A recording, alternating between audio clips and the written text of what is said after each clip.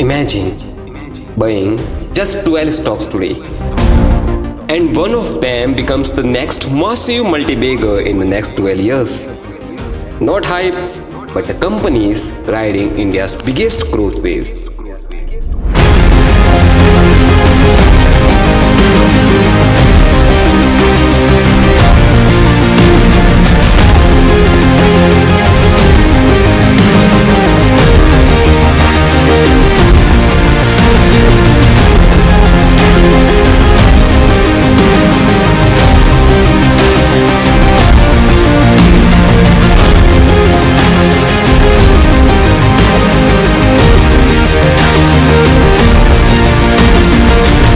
Different sectors, different growth engines, one 12-year long-term portfolio.